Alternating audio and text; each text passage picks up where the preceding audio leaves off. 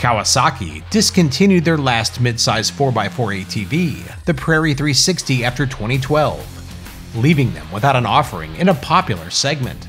For 2025, they are remedying this with the release of the Brute Force 450 4x4. With most new recent offerings from other major manufacturers being either full-size ATVs or super quads at sky-high prices, Kawasaki picked a great time to release a new, affordable mid-size 4x4 machine. ATV On Demand's test of the new 2025 Kawasaki Brute Force 450 4x4 was made possible by offering outstanding value in its category. Maxima ATV Full Syn is a full synthetic ester-based 4-stroke engine oil, specifically formulated for all sport and utility ATV engines. Advanced proprietary additives reduce temperatures and increase power output while keeping your engine running clean. Maxima Full Syn meets or exceeds all OEM requirements. Available at your local power sports dealer or at MaximaUSA.com. Make staying in contact simple with the wireless PackTalk Edge ORV communication system from Cardo. Dynamic mesh communication provides up to a 1-mile range between units and up to 5 miles in larger groups. Water, dust, and mud-proof, it offers easy in-helmet installation with sound by JBL. Offering hands-free voice-activated operation with up to 13 hours of talk time on a single charge. PackTalk is ideal for both in-car and car-to-car communication, allowing you to connect up to 15 units at one time. Ideal for side-by-sides, ATVs, dirt bikes, or any other type of off-road use. You guys ready? We're ready. Roll it. Learn more or order yours now at cardosystems.com. Trim packages. We're thrilled that Kawasaki didn't create 5 trim packages of their 450 in an effort to tempt consumers to upgrade and spend more money. Instead, they simply included everything that we used to consider essential on a 4x4 ATV. For customization, Kawasaki has a number of accessories available. Colors include grayish blue or white. Pricing is competitive from a major manufacturer with its features at $6,699.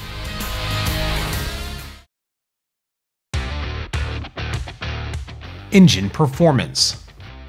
Powering the Brute Force 450 is a water-cooled 443cc single-cylinder engine. A 4-valve single-overhead cam head design stands out in a class where less efficient 2-valve heads are typical. A 9.1:1 compression ratio lets the 450 live happily on cheap 87-octane pump gas. Fuel injection feeds the gas from the 4.2-gallon fuel tank via a 38mm throttle body. The exhaust wraps around to a center-mounted silencer at the rear. The airbox is located under the right front fender. It's not our favorite location, but it does offer tool-free access to the air filter.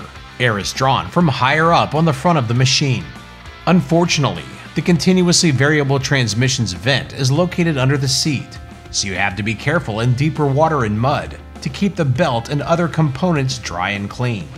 Uncommon in the class, the fully automatic CVT features a centrifugal clutch to handle engagement and disengagement. This helps reduce wear and tear on the drive belt. The transmission features high and low forward ranges plus neutral reverse and park, selected by a gated shifter. There's an easy-to-use parking brake on the bars, but we'd also like park in the transmission for added security.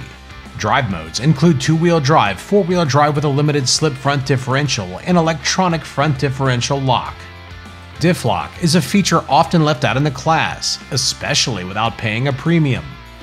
A button located on the throttle engages and disengages the limited slip front differential. A rotating switch surrounding it engages and disengages the front differential lock. This setup lets you go directly from 2-wheel drive to full 4-wheel lock. On our 75-degree test day, the 450 started quickly and ran flawlessly within a minute. In sub-freezing temperatures, the engine takes a good 5 minutes or longer to warm up before throttle hesitation clears up. Low-end power is good, allowing you to cruise around at lower RPMs. Power builds into a respectably strong mid-range before signing off on top. There's plenty of power on tap to conquer most hills you'll point the Brute Force up, and it's fast enough to keep most riders entertained on the trail. Just don't expect to pitch it sideways in turns in high traction conditions. The transmission's high range is great for general trail use. Low range is well suited for work or low-speed trail conditions. Reverse is fine for trail riding, but we would like it to be a bit lower for heavy towing. Engine braking is strong and high range without being overly abrupt when you let off the gas. In low range, you can crawl down the steepest downhills with the brakes as an afterthought. This is a huge benefit when towing. We struggled at times getting the machine to shift into reverse. We suspect a little adjustment of the gated shifter at the dealer would cure this, so it's not a deal breaker. Engaging limited slip four-wheel drive is quick and easy. You need to roll a foot or two and maybe wiggle the handlebars a little bit before the front differential lock fully engages or disengages. This is common with a lockable front differential. Aside from a little inconsistency with the gated shifter and cold-hearted starting in sub-freezing temperatures, the engine and drivetrain delivered performance that's on point or better for the class. Suspension and handling. The engine is wrapped in a double cradle high-tensile tubular steel chassis protected by plastic skid plates. Dual A-arm suspension is found at both ends, with 7.6 inches of wheel travel front and 7.9 inches of travel rear, near the front of the pack in the mid-bore mid-size segment. The shocks feature 5-way preload adjustability. There is no sway bar at either end. This frees up the suspension for fully independent movement on uneven bumps, but it puts all of the work controlling body roll on the shocks. Electronic power steering is not a feature on the 450. However, with good chassis geometry, it's typically not a big deal. Maxxis tires feature virtually identical tread to the CSTs used on the Brute Force 750, but in a slightly smaller size, 24/8/12 front and 24/10/12 rear. They come mounted on steel wheels. The Brute Force 450 measures in at a claimed 43.7 inches wide with a 47.8-inch wheelbase, both compact numbers for a midsize 4x4. 24-inch tires and other dimensions yield 9.3 inches of ground clearance. Seat height is a bit taller than the competition at 34.6 inches. A curb weight of 683.4 pounds is about 46 pounds heavier than its most comparable rival, the Yamaha Kodiak 450. Suspension performance and ride quality are good. The tires and shocks help mute small bumps on the trail. Mid-size impacts are decently dampened with a good amount of bottoming resistance. Landing from a couple feet of air, the Brute Force feels like it has more suspension travel than it does. While we used most of the rear travel on a few occasions, we never felt the shocks bottom out. The ride is comfortable enough for long days of work or casual riding, with a level of bottoming resistance that's well matched to the engine's power. The lack of sway bars does better let the chassis and suspension morph itself to uneven bumps and obstacles. The trade-off is a higher level of body roll in turns. However, after a few minutes, you realize that the 450 is actually pretty stable in turns and on side hills. The planted feeling in turns could have something to do with the fact that we simply couldn't push it that hard in corners. Steering is pretty stiff, and it wants to straighten out notably. It's not nearly as noticeable in loose over hard terrain like compacted gravel or West Coast trails. However, the more traction there is, the harder the steering gets. The front end also has a tendency to push.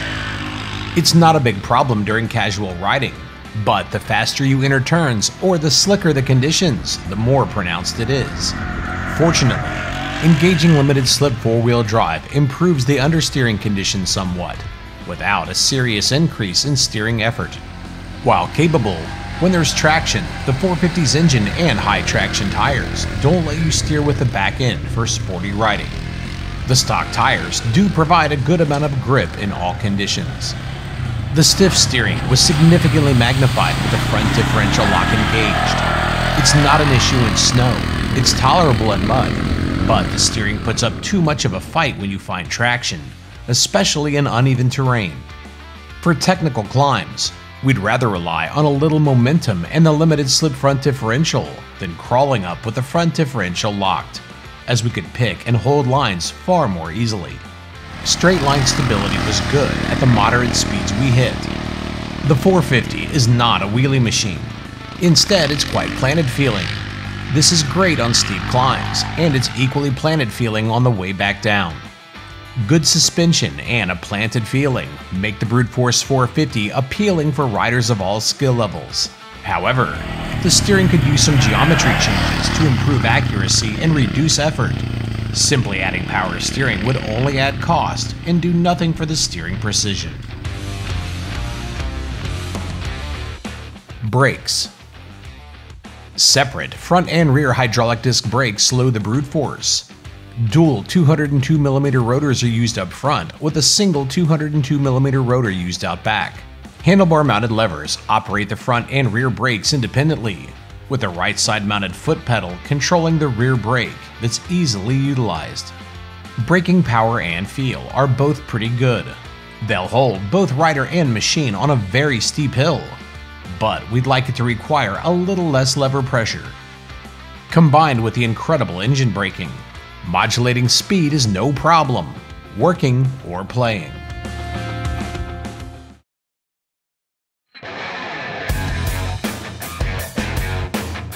Ergonomics and styling.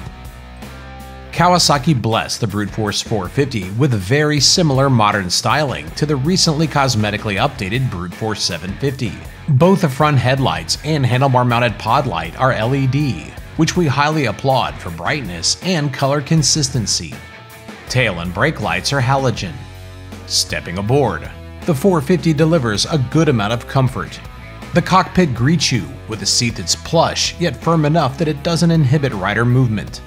The handlebars are a comfortable height with grips that are easy to hold on to, but we would like to try a straighter bar for added leverage in corners. Levers, switches, and other controls feel like good quality. Metal foot pegs are a bit on the small side, but metal pegs are almost always preferable to plastic. The LED display isn't nearly as big, bold, and bright as the 750s, but for its price and class, it's fine. Our 6-foot-tall test rider found the 450 to offer a good level of comfort and plenty of room to move around. Smaller riders should also feel right at home. Work capability. The Brute Force 450 features conventional tubular steel racks, which we like. Tie-down points are limitless. Capacities of 75 pounds front and 150 pounds rear are pretty competitive. A 2-inch hitch receiver is the standard we prefer. It's rated to tow 1,050 pounds. There's a right fender mounted cup holder, with a small open storage area for small items, primarily when you're not moving. There's also a small open storage tray under the seat that might be good for holding items while you're servicing the machine. All in all, the Brute Force 450 should prove to be a capable little workhorse.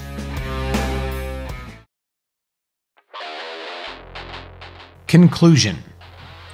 Produced for Kawasaki by Taiwan manufacturer Kemco, we believe the Brute Force 450 will prove to be a pretty durable unit over time, as their Brute Force 300 has. All in all, we believe the Brute Force 450 is a pretty good machine. Kawasaki should consider some front-end updates to lighten steering, especially for beginners and smaller adult riders. Aside from that, there's a lot to like about the new 2025 Kawasaki Brute Force 450.